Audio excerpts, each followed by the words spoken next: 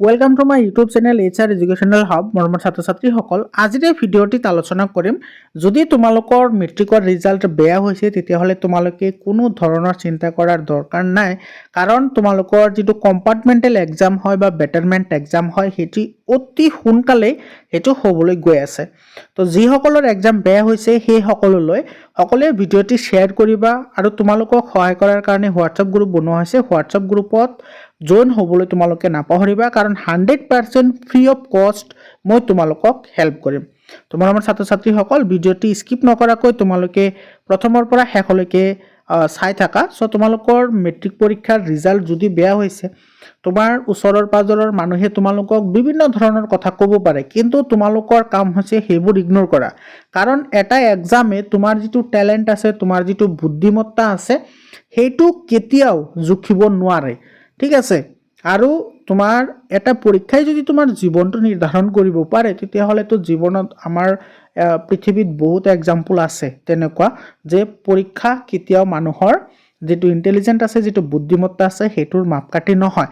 গতিকে যদি বেয়া হৈছে, তোমালোকক গভৰ্ণমেণ্টে আকৌ এটা চান্স দিছে, তোমালোকৰ ভাগ্য সলাবলৈ আকৌ এটা চান্স আহিছে।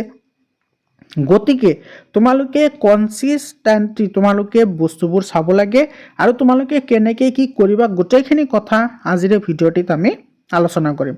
চিন্তাৰ কোনো কাৰণ নাই, তোমালোকে আকৌ এটা পৰীক্ষা দিব পাৰিবা। এই পৰীক্ষাৰ তোমাৰ কি কি কেটেগৰী আছে সেইটো চোৱা, তোমাৰ এই পৰীক্ষা তুমি কেনেকৈ দিবা, কেইটা বিষয়ত তোমালোকে এই পৰীক্ষাটো দিব পাৰিবা, আৰু এই পৰীক্ষাটো কেতিয়া হ'ব আৰু পৰীক্ষাৰ ফিজ কিমান হ'ব, গোটেইখিনি কথা আজিৰ ভিডিঅ'টিত আমি আলোচনা কৰিম। মৰমৰ ছাত্ৰ ছাত্ৰীসকল, যদি প্ৰথমবাৰ মোৰ চেনেলত আহিছা, চেনেলটো ছাবস্ক্ৰাইব কৰা আৰু হোৱাটছআপ গ্ৰুপত জইন হ'বলৈ নাপাহৰিবা। হোৱাটছআপ গ্ৰুপৰ যিটো লিংক আছে সেইটো মই কমেণ্ট ছেকশ্যনত প্ৰভাইড কৰিছোঁ, তোমালোকে তাতে গৈ চাই লোৱা। চোৱা, প্ৰথমতে চোৱা, আমাৰ এইটো যোৱা বছৰৰ অফিচিয়েল নটিফিকেশ্যন, এই বছৰৰ নটিফিকেশ্যনটো অহা নাই এতিয়াও। তো তোমালোকে চোৱা, যোৱা বছৰত তোমাৰ যিটো টাইমত পৰীক্ষাৰ ৰিজাল্ট তোমাৰ ডিক্লেয়াৰ হৈছিল তাৰ দুদিনমান পিছতেই তোমাৰ এই কম্পাৰ্টমেণ্টেল এক্সামিনেশ্যনৰ যিটো নটিফিকেশ্যন, অফিচিয়েল নটিফিকেশ্যন সেইটো আহি গৈছিল। তো এতিয়া তোমাৰ যিটো আমাৰ এক্সামৰ ৰিজাল্ট 10 তাৰিখে হ'ল, গতিকে তোমালোকে 2 বা 3 দিনৰ ভিতৰত তোমালোকে কম্পাৰ্টমেণ্ট এক্সামৰ বিষয়ে তোমালোকে পাই যাবা। আৰু যিটো ৰিচেকিঙৰ যিটো আছে, তোমাৰ ৰিচেকিং কেনেকৈ কৰিবা 100% প্ৰচেছ মই তোমালোকক দেখুৱাই ভিডিঅ' এটা অলৰেডি আপলোড কৰিছোঁ, তোমালোকে যদি চোৱা নাই চাই লোৱা, নাইবা হোৱাটছআপ গ্ৰুপত জইন হোৱা, মই সেইটো তাতে শ্বেয়াৰ কৰি দিম, তোমালোকে চাই ল'বা। তো এইটো চোৱা, 11 এপ্ৰিল তাৰিখে তোমাৰ এইটো নটিফিকেশ্যনটো আহিছিল যোৱা বছৰটো, যিহেতু 10 তাৰিখে ৰিজাল্ট দিলে, গতিকে তোমালোকে 2-3 দিনৰ ভিতৰত পাই যাবা, তোমালোকে চিন্তা কৰিব নালাগে। আমি প্ৰথমৰ পৰা গোটেইখিনি চাম। ইয়াতে চোৱা, প্ৰথমতে তোমাৰ কি কৈছে, ইয়াতে এই লাইনটো তোমালোকে ভালদৰে চোৱা, মেক্সিমাম 3 ছাবজেক্টছ, মেক্সিমাম 3টা। চব মেক্সিমাম 3টা মানে তুমি সৰ্বোচ্চ 3টাহে দিব পাৰা, কোনোবাই এটাও দিব পাৰে, কোনোবাই 2টাও দিব পাৰে, কোনোবাই 3টাও দিব পাৰে, কিন্তু 4টালৈ দিব নোৱাৰা। And obtain minimum 170 marks in aggregate. তো তোমালোকে মেক্সিমাম মানে চব মিনিমাম 170 পাবই লাগিব। এই কথাটো কিন্তু তোমাৰ বহুত গুৰুত্বপূৰ্ণ হয়। মানে ধৰি লোৱা তুমি 3টা ছাবজেক্টত তুমি ফেইল কৰিছা, বুজি লোৱা কথাখিনি। ধৰি লোৱা তুমি 3টা ছাবজেক্টত ফেইল কৰিছা আৰু তোমাৰ মাৰ্ক আছে 170, তেতিয়াহ'লে তুমি এই এক্সামৰ কাৰণে কি হয়, কোৱালিফাই হয়, মানে তেতিয়াহে তুমি কম্পাৰ্টমেণ্টেল এক্সামত বহিব পাৰিবা। অন দ্য আদাৰ হেণ্ড, অন্যথা চোৱা, ধৰি লোৱা তুমি 3টা ছাবজেক্টত তুমি ফেইল কৰিছা, কিন্তু টোটেল যিটো মাৰ্ক আছে তোমাৰ, সেই মাৰ্কটো আছে কিমান, 160, তেতিয়াহ'লে তুমি এই এক্সামৰ কাৰণে কোৱালিফাই নহয়, তুমি এই এক্সামটো দিব নোৱাৰিবা। তেতিয়া তোমাৰ উপায় কি, তেতিয়া তুমি আকৌ নতুনকৈ পৰীক্ষা দিব লাগিব, বুজি পাইছানে? আৰু এইটো কৈ আছোঁ, তোমালোকৰ যিটো অফিচিয়েল নটিফিকেশ্যন আছে সেই নটিফিকেশ্যনৰ ওপৰত ভিত্তি কৰি মই কৈ আছোঁ। ধৰি লোৱা তুমি 169 পাইছা, তথাপি তুমি কিন্তু এক্সামত বহিব নোৱাৰা, কাৰণ ইয়াতে কৈছে মিনিমাম 170 মাৰ্ক টোটেল পাব লাগিব। টোটেল মানে 6টা ছাবজেক্ট আছে, যে 6টা ছাবজেক্ট মিলি তুমি 170 পাবই লাগিব, তেতিয়াহে তুমি এই কম্পাৰ্টমেণ্টেল এক্সামটো দিব পাৰিবা। আৰু এই কম্পাৰ্টমেণ্টেল এক্সামৰ কাৰণে মেক্সিমাম তুমি 3টা ছাবজেক্টহে তুমি দিব পাৰিবা, বুজি পাইছানে? এতিয়া চোৱা, এই কম্পাৰ্টমেণ্টেল এক্সামৰ যিটো জেনেৰেল ইনষ্ট্ৰাকশ্যন আছে, সেই ইনষ্ট্ৰাকশ্যনখিনি কি 1 নম্বৰ পইণ্টটো চোৱা, the compartmental examination single chance. এইটো চোৱা, ছিংগল চান্স মানে তুমি এবাৰহে দিব পাৰিবা, এইটো বাৰে বাৰে দিব নোৱাৰা। এইটো গ'ল। তাৰপিছত চোৱা ইয়াতে কি কৈছে, details scheduled for online filling of application through the respective school will be notified within 3 days। এইটো চোৱা 3 দিনৰ ভিতৰত, মানে এই যিটো তোমাৰ নটিফিকেশ্যন আহিছে সেই নটিফিকেশ্যনৰ 3 দিন পিছত, ধৰি লোৱা তোমালোকৰ এইবাৰ নটিফিকেশ্যন 13 তাৰিখে আহিছে, তো 13 তাৰিখৰ 3 দিন পিছত হ'লে তোমাৰ কিমান দিন হ'ব, 13, 14, 15, 16, তুমি এইটো 17 তাৰিখে তোমালোকে পাই যাবা অফলাইন যিটো অনলাইন এপ্লিকেশ্যন কৰিব লাগে। তাৰপিছত আহিছে চোৱা আটাইতকৈ ডাঙৰ যিটো হয় সেইটো হৈছে তোমালোকৰ ফিজ, কাৰণ আমাৰ নিচিনা তোমাৰ মধ্যবিত্ত বা আমাৰ নিচিনা ফেমিলিৰ পৰা ইমান বাৰে বাৰে টকা খৰচ কৰাটো বহুতেই তোমাৰ এটা পেইনফুল হয়। তো তোমালোকে 500 rupees পে' কৰিব লাগিব, আৰু এইবছৰ কিবা কৰে, এইবছৰ বঢ়াবও পাৰে কমাবও পাৰে, সেইটো মই নাজানো। তো 500 টকাকৈ লৈছিল, আৰু তোমালোকৰ 150 rupees তোমালোকে কি কৰিব লাগে, চেণ্টাৰ চাৰ্জ দিব লাগে। তো চোৱা এইটো 500কৈ ধৰি লোৱা তুমি 3টা দি আছা, তেতিয়াহ'লে তোমাৰ ইয়াতে আহিব কিমান, 1500কৈ, আৰু চেণ্টাৰ ফিজ দিব লাগিব এইখিনি, চেণ্টাৰ ফিজ দিব লাগিব তোমাৰ 150কৈ। তো তোমাৰ টোটেল যাব কিমান, 0561, মানে 1650 rupees যাব, 1650 টকা তোমালোকৰ যাব যদি তুমি 3টাত দিয়া, আৰু 2টাত দিলে তোমালোকে কেলকুলেশ্যন কৰিবই পাৰিবা।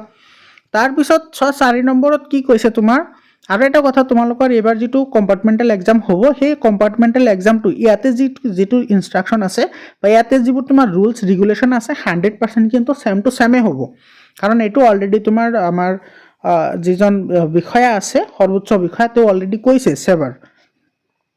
ইয়াতে কি কৈছে চোৱা, ইয়াতে কৈছে the expenditure of the center shall be reimbursed by ASIP Division 1 to the center insurers. No center fee will be collected from the candidate by the centers.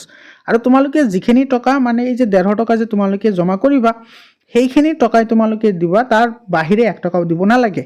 আৰু compartmental examination shell only be theory papers. এইটো চোৱা theory papers, মানে তোমাৰ ধৰি লোৱা তোমাৰ OMR seat আছে, লগতে তোমাৰ যিখিনি ডেছক্ৰিপশ্যন পাৰ্ট আছে গোটেইখিনি হ'ব। তোমালোকে ইয়াতে কিন্তু তোমালোকে কনফিউজ নহ'বা যে ইয়াতে থিয়ৰী পেপাৰ মানে কেৱল সেইটোৱে বুজাইছে নেকি, নাই, সেইটোৱে বুজা নাই।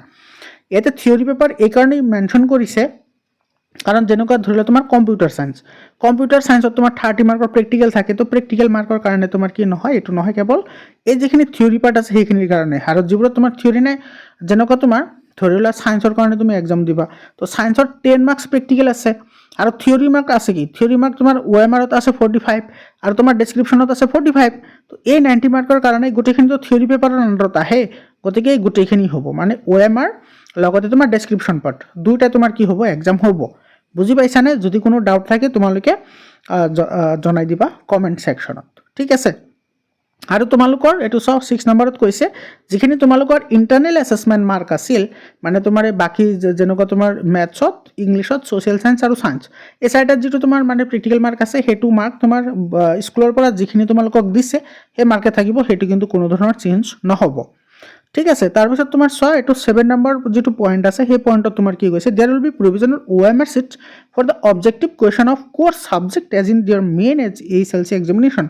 এইটো মই অলৰেডি ক'লোৱে যে তোমালোকৰ মেইন যিটো পৰীক্ষা হৈছে মেট্ৰিক পৰীক্ষা, এজ ইট ইজ তোমালোকৰ এই পৰীক্ষাটো হ'ব, মানে কম্পাৰ্টমেণ্টেল এক্সামটো হ'ব।